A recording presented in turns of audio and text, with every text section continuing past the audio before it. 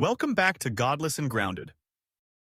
Why do so many people hold on tightly to religion, even when reason, evidence, and logic point them elsewhere? Why, in an age where science explains the natural world better than ever before, do billions still believe in supernatural beings, eternal punishment, and ancient scriptures? It's not always because they're convinced by the arguments. It's not always because they've deeply studied theology or wrestled with philosophical questions. Often, it's because of something deeper, something quieter, something most people won't admit out loud. Fear. Not fear of life, not fear of other people, but fear of what it would mean if religion wasn't true. That fear, subtle, powerful, and buried deep in the human psyche, is what keeps many people religious, even when they've begun to question. It's not about the strength of the belief, it's about the cost of letting go. Let's talk about it. From a very young age, many people are taught religious ideas before they even understand what belief is. Imagine being 5 years old and hearing that there's an all-powerful being watching you, recording everything you do, and that one day you'll stand before him to be judged. For a child, this isn't just a story. It's reality. Heaven is where you'll go if you're good. Hell is where you'll go if you're bad. And God knows everything. This conditioning starts early, and it's repeated often. Sunday school, family prayers, religious holidays, every funeral, every crisis. Every major event is tied to some divine plan or invisible force. So religion doesn't become just one belief among many. It becomes the very foundation of how a person sees life, death, morality, and identity.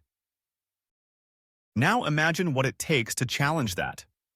If you've been told your entire life that questioning is dangerous, that doubt is the first step toward eternal damnation, then even beginning to think critically can trigger anxiety. Not because the ideas are persuasive, but because fear has done its job. This fear doesn't always look dramatic.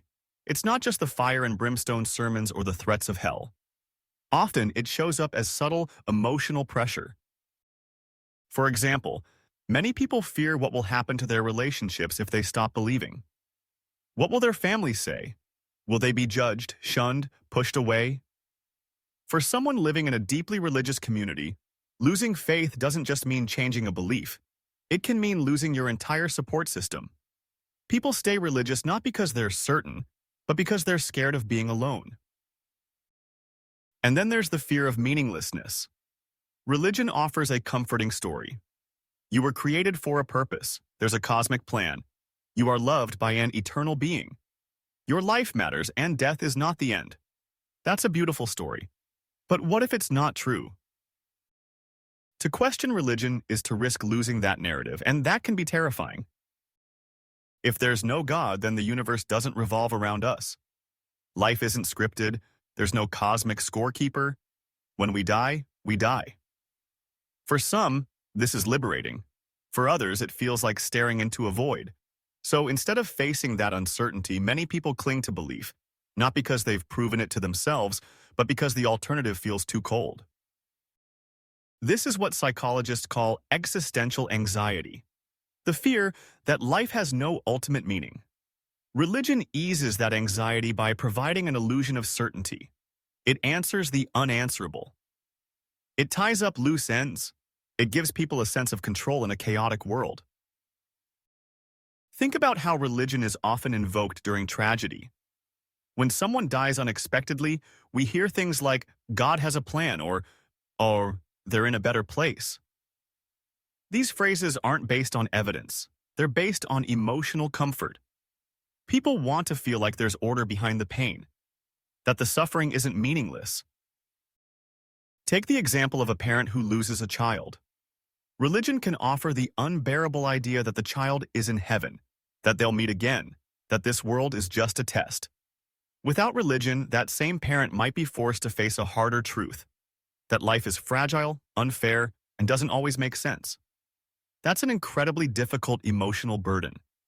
So it's understandable that many choose the comfort of belief. But comfort doesn't make something true. A belief can be soothing and still be false.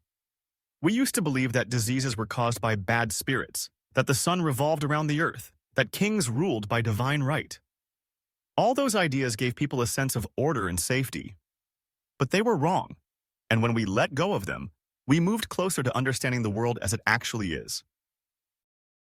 The same principle applies to religion. Just because something makes us feel better doesn't mean we should believe it. If we want to live honestly, we have to face uncomfortable truths. And here's another fear, one that often goes unspoken. What if we're wrong? Many religious people don't want to question because they've been told that doubt is dangerous, that even thinking critically might lead them astray. The fear here is not just intellectual, it's emotional. They fear offending God. They fear punishment. They fear being deceived by the devil, or falling into sin, or being cast out. This fear is reinforced by religious teachings themselves.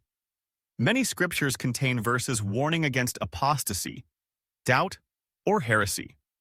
Leaving the faith is portrayed not just as a mistake, but as a rebellion, a betrayal, something shameful.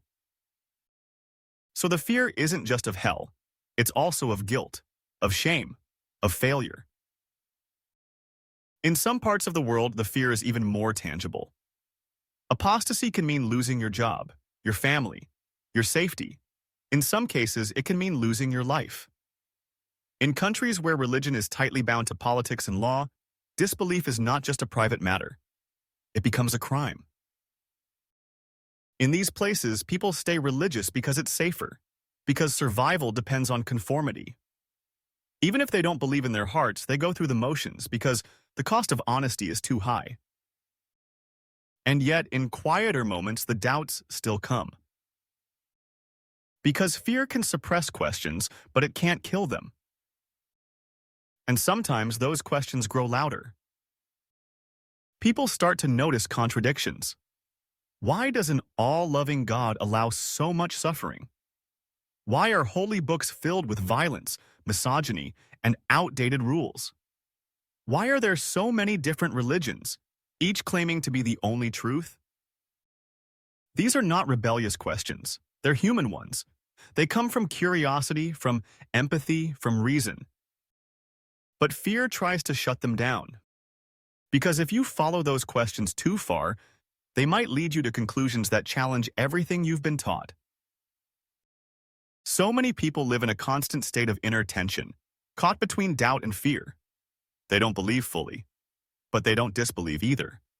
They hover in the middle, attending rituals, saying the words, playing the part, hoping that if they keep going through the motions, the fear will stay quiet.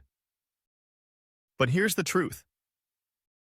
Living in fear is not the same as living in faith. Fear is a poor foundation for belief. Real truth doesn't need to be defended with threats. It doesn't need to manipulate.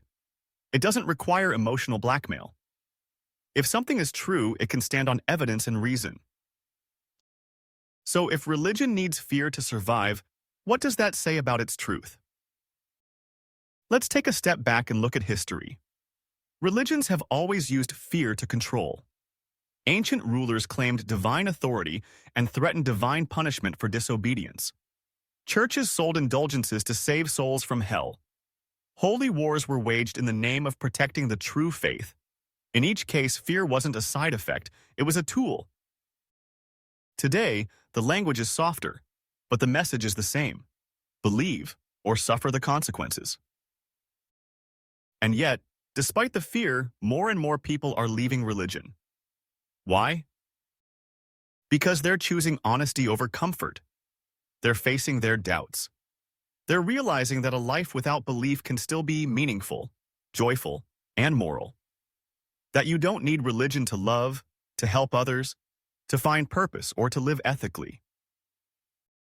In fact, freeing yourself from fear can be the first step toward a more authentic life. It doesn't mean you have all the answers, but it means you're no longer pretending to know things you don't.